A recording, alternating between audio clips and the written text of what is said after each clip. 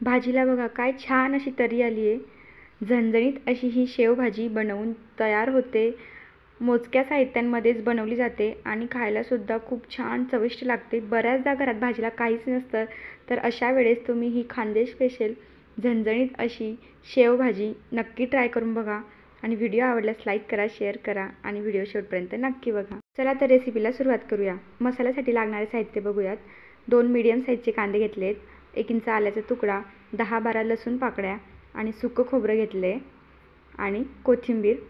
आणि मसाल्यांमध्ये आपल्याला लागणार आहेत गरम मसाला, धने पावडर, तिखट आणि बेडगी मिरची पावडर. चला तर आता मसाला कसा तयार करायचा ते बघूयात. सर्वात आधी तवा छान तापला की त्यावर तेल न घालता सर्वात आधी कांदा छान लालसर होईपर्यंत भाजून घ्यायचा. हे बघा, आता इथं कांदा छान परतून झाला आहे बऱ्यापैकी. असा कांद्याचा जेव्हा कलर चेंज होईल त्याच्यानंतरच आपण त्यामध्ये तेल घालूया. आता खानदेशामध्ये जेव्हा ही भाजी बनवली जाते, कांदे छान असे चुल्यामध्ये टाकून भाजले जातात. त्या भाजीची चवसुद्धा छान अप्रतिम लागते. पण आता इथं पॉसिबल नाही, तर आपण इथं गॅसवर तव्यावर छान कांदा लालसर झाला की त्यामध्ये तेल टाकून घेऊ आणि छान कांदा अजून थोडा काही सेकंदासाठी, काही मिनिटांसाठी परतून घ्यायचा. आता जेवढा तुम्ही कांदा छान परतणार तेवढा भाजीला छान असा कलर येतो आणि चवसुद्धा खूप भारीच लागते. हे बघा, आता कांदा बऱ्यापैकी परतून झाला आहे. आता यामध्ये घालूया लसूण पाकळ्या. 10-12 लसूण पाकळ्या घातल्या आहेत आणि आल्याचे तुकडे आणि हे सुद्धा कांद्यासोबत काही मिनिटांसाठी परतून घ्यायचं. हे बघा, आता कांद्याचा छान असा ब्राऊन कलर होईपर्यंत आपल्याला परतून घ्यायचा आहे. आणि कांदा परतला गेला. इथं तुम्ही बघू शकतात किती कांद्याचा कलर चेंज झाला आहे. हे बघा, छान असा कांदा परतला गेला की आता आपण कांदा काढून घेऊया आणि त्याच तव्यावर सुकं खोबरं आहे ते काही सेकंदासाठी परतून घ्यायचं, भाजून घ्यायचं. खोबरंसुद्धा मस्त कलर चेंज होईपर्यंत भाजून घ्यायचं. खोबरं छान भाजून झालं की धने पावडर त्याच तव्यावर टाकून धने पावडरसुद्धा मस्त सुवास सुटेपर्यंत भाजून घ्यायची. आणि इथं आपला हा मसाला बनवून तयार आहे. आता यामध्ये थोडीशी कोथिंबीर घालून मिक्सरच्या भांड्यामध्ये पाणी घालून छान असा हा मसाला वाटून घ्यायचा. मसाला आधी थंड करून घ्या, मग त्यामध्ये पाणी घालून बारीक अशी पेस्ट तयार करून घ्यायची. आता फोडणीसाठी कढईमध्ये 3 पळ्या तेल घेतले. तेल छान तापलं की यामध्ये वाटण घालूया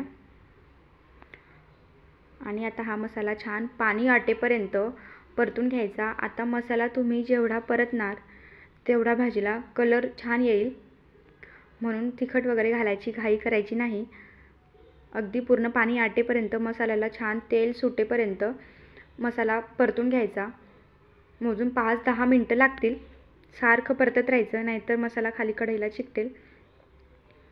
हे बघा, आता इथं तुम्ही बघू शकतात किती छान असं तेल सुटले मसाल्याला आणि बऱ्यापैकी पाणी आटले. अजून काही सेकंदासाठी आपण हा मसाला परतून घेऊ. थोडासा कलर चेंज होईपर्यंत अजून मसाला परतून घ्यायचा. बघा किती तेल सुटले भाजीला, तुम्ही बघू शकतात. खूप जास्त असं मी तेलसुद्धा वापरलेलं नाही, मोजून 2-3 पळ्या तेल वापरलं आहे. आणि इथं मसाला छान असा परतून झाला आहे. कलर बघा किती छान आला आहे. आता यामध्ये मसाले घालूया. 1 चमचा गरम मसाला, 1 चमचा लाल तिखट, 1 चमचा तिखट आणि छान आता हे सर्व मिक्स करून घ्यायचं काही सेकंदासाठी. जो कुठला तुमच्याकडे घरगुती ठेवणीतला मसाला असेल तो घाला आणि छान हे काही सेकंदासाठी परतून घ्यायचं.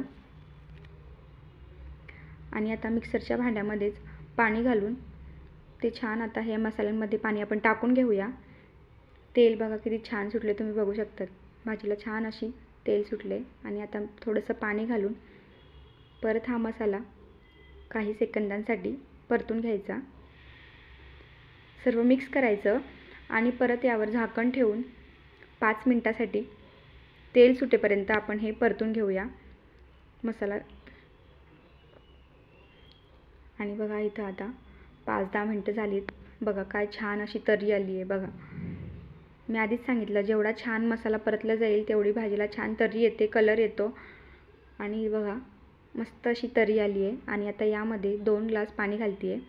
आता पाणी जरा जास्तच घालायचं. आपण जी शेव करणार आहोत ते घरगुती पद्धतीने मी शेव करणार आहे. तर ते शेव भाजीमध्ये सोडल्यानंतर खूप पाणी शोषून घेतं आणि भाजी खूप घट्ट होते.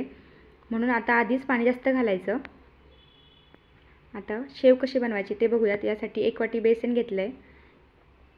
आता यामध्ये घालते चिमूटभर हळद, थोडंसं तिखट आणि चवीनुसार मीठ. आता बरेच जण काय करतात, अशी तर्री झाली की त्यामध्ये जे रेडीमेड शेव असतात ते आणतात आणि ते भाजीमध्ये सोडून खातात. तशी खाल्ली तरी चालतात, पण अशी तुम्ही घरच्या पद्धतीने शेव बनवून बघा. खायलासुद्धा खूप छान अप्रतिम चवीची अशी ही भाजी बनवून तयार होते. आता पिठामध्ये थोडंसं पाणी घालून घट्टसर गोळा तयार करून घ्यायचा. खूप पातळ करायची नाही. शेव म्हणजे छान असे घट्ट असे शेव पडले पाहिजेत. हे बघा, असा घट्टसर गोळा आपल्याला हवा आहे.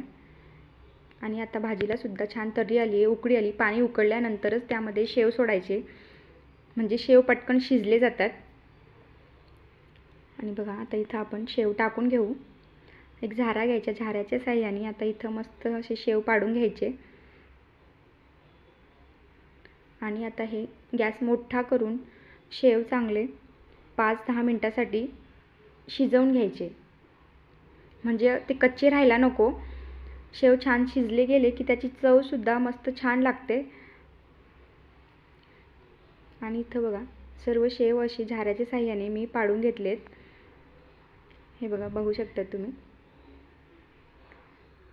आणि मस्त अशी ही झणझणीत अशी शेवभाजी बनवून तयार होते. हे बघा, आता यामध्ये चवीनुसार मीठ घालायचं आणि थोडासा कोथिंबीर घालून 5 मिनटासाठी ही भाजी उकळू द्यायची मोठ्या गॅसवर.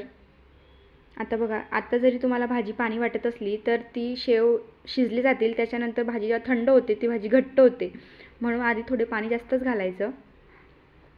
आणि आता यावर कोथिंबीर घालून मस्त अशी उकळी काढून घेऊया. 2-3 उकळ्या काढून घ्यायच्या शेव शिजेपर्यंत. मस्त झणझणीत अशी ही खानदेश स्पेशल शेवभाजी बनवून तयार आहे. तर कसा वाटला व्हिडिओ कमेंट करून नक्की सांगा. आणि व्हिडिओ आवडल्यास लाईक करा, शेअर करा आणि सबस्क्राईब करायला अजिबात विसरू नका. आणि रेसिपी नक्की ट्राय करा आणि मला कमेंट करून नक्की सांगा. भेटूया पुढच्या रेसिपीमध्ये. बाय.